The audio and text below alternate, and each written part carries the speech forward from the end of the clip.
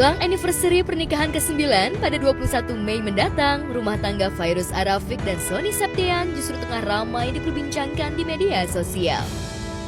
Tak ada angin, tak ada hujan, rumah tangga yang sejatinya selalu harmonis justru digosipkan cerai. Isu tersebut mencuat lewat salah satu unggahan di platform media sosial dengan akun @jeanben. Sebuah potongan video dalam ruang sidang lengkap dengan narasi jika rumah tangga Sony dan Fairuz berada di ujung tanduk lantaran ada orang ketiga. Sejak informasi ini ramai, baik Fairuz maupun Sony belum mengkonfirmasi apapun. Tapi sayangnya, warganet tak tertipu dengan salah satu akun bodong tersebut jika kabar tersebut jelas hoax. Semua Sound5 Family itu sampai kapanpun saling sayang, saling jaga, itu yang paling penting. Itu harus ditanamkan sama mereka gitu.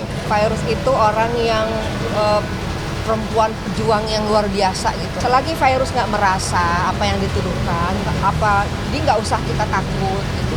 Kalau misalnya sekarang Fairuz dibully, tapi kan orang nggak mengerti gitu caranya. Justru ini adalah langkah untuk Fairuz itu diangkat sama Allah gitu. Karena tidak terbukti bahwa aku menjadi saksi bahwa kalian itu bekerja yang halal gitu.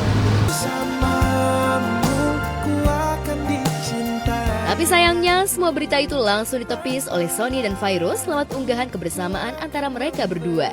Mereka tampak liburan berdua tanpa ketiga anaknya di Pulau Dewata, Bali. Dari mulai kuliner hingga menikmati indahnya pantai Bali. Momen berdua ini seolah mengingatkan keduanya ketika masa pacaran dulu.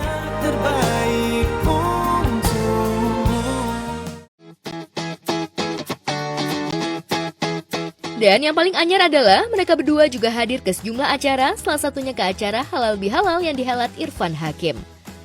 Di momen itu juga, Irfan mempersilahkan kepada para tamu untuk melihat-lihat seluruh hewan peliharaannya.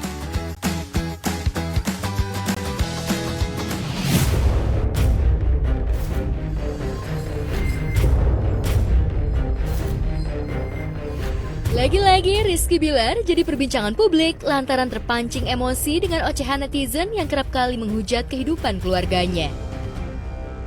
Bukan lagi perkara ribut dalam rumah tangganya karena KDRT yang dulu pernah menimpanya, kini suami penyanyi dangdut Lesti Kejora itu membungkam mulut netizen yang memfitnahnya dengan bukti valid.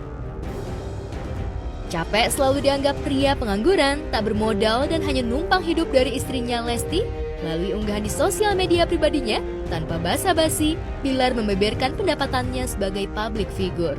Tapi masalahnya, orang akhirnya menganggap saya itu tidak bekerja sama sekali. Tahu Lesti itu banyak perubahannya setelah kenal gue. Tapi bisa-bisanya lo ngomong, gue tuh manfaatin Lesti. Itu logika yang aneh, logika yang dipenuhi dengan keirian saya rasa.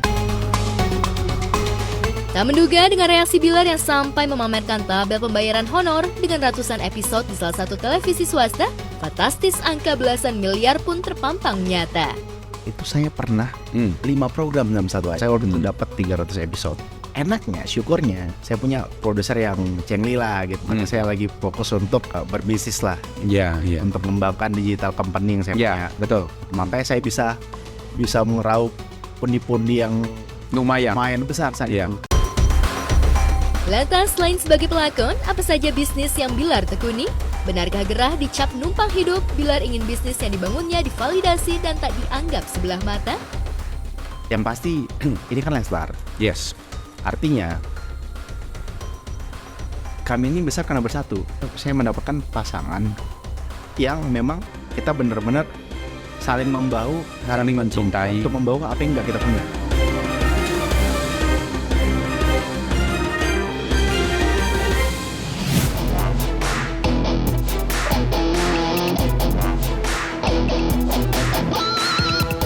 Setelah lebih dari 1 dekade membangun rumah tangga, pasangan Meisya Siregar, Baby Romeo mendapatkan ujian hidup dan harus menelan pil pahit bahwa anak bungsunya Bambang dinyatakan positif mengidap penyakit IDP, Idiopathic Thrombocytopenic Purpura alias autoimun yang menyebabkan sistem kekebalan tubuh menyerang trombosit.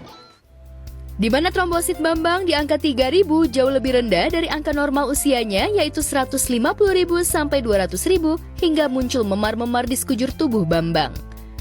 Melalui unggahan video di sosial media pribadinya, Meisya dengan nada tegar menjelaskan kondisi Bambang jika putra bungsunya itu masih dalam pengawasan dokter dan harus menjalani perawatan secara intensif. Ini pelajaran yang paling penting banget yang rasanya aku harus share. Tapi kali ini beda ceritanya. Tahu-tahu aku harus menerima kenyataan trombosit Bambang 3000. Tak ada gejala signifikan yang bikin Meisha curiga lantaran bocah 9 tahun itu merupakan anak yang aktif, sehat, gemar makan buah dan sayur. Rupanya Bambang mengalami batuk pilek yang mengeluarkan cairan di hidung berlebih hingga keluar dari bola matanya. Bambang dinyatakan positif ITP atau disebut dengan idiopatik atau imun trombositopenia. Layaknya seorang ibu, Meisha pun tak sanggup jika melihat buah hatinya terbaring lemah. Dan alhamdulillah 3 hari treatment IVIG, Bambang bisa menjalani terapi ini dengan sangat mudah dan lancar. Lantas bagaimana hasil perawatan Bambang selama 4 hari dirawat intensif di rumah sakit?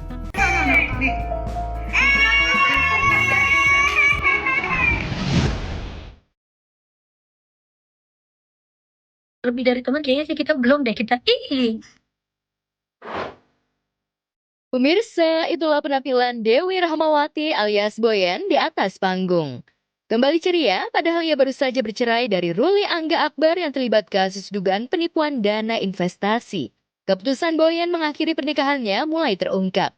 Kepada Ivan Gunawan, akhirnya Boyen mengaku kini perasaannya jauh lebih tenang, bahkan menemukan kembali dirinya sendiri usai bercerai. Nah, Yen, lo semenjak buyar rumah tangga, sekarang ini lebih tenang atau masih gelisah? tenang sih, nggak tegang ya, kayak tenang gitu ya, udah kayak comeback ke Boyan yang sebelumnya. Sebelum memutuskan bercerai, Boyen ternyata sempat ingin bertahan karena berharap pasangannya bisa berubah. Namun harapan itu tidak berjalan sesuai kenyataan. Boyen menyebut masalah yang sama kembali terulang hingga akhirnya membuatnya lelah dan menggugat cerai. Kayak cepat banget mengambil keputusan pada waktu itu. Duh, malu baru ini masa udah bercerai. Nah, sebelumnya tuh udah, bisa berubah nih. Sebelumnya itu ada juga. Karena kan kalau sifat manusia kan ada yang kayak tabiat ya. Kalau tabiat itu nggak bisa dirubah ya. Nggak bisa ngerubah kan diri Devi sendiri. Kita nggak bisa maksa orang buat berubah kan.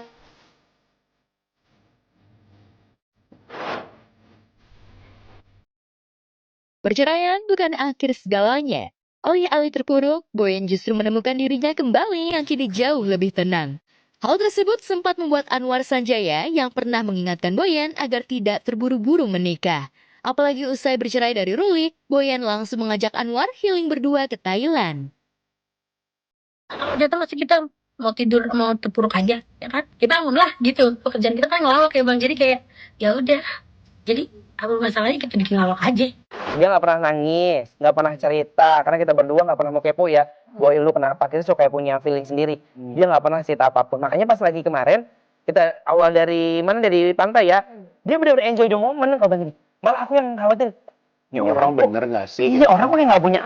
Ya kata aku gitu ya. Hidupnya enjoy aja gitu. Kedekatan Boyen dan Anwar hingga liburan berdua ke Thailand membuat warganet baper dan mulai menjodoh-jodohkan keduanya. Lantas, apa tanggapan Boyen dan Anwar? Sama dia bersaudara dan bestie, kita bestie teman gitu. Kadang-kadang kita kalau bestie tiba-tiba jadi malah jadi swag nanti. Mendingan udah kayak gitu-gitu aja. Lebih dari teman kayaknya sih kita belum deh, kita berdua ya. Kita berdua recet banget apalagi nikah berdua.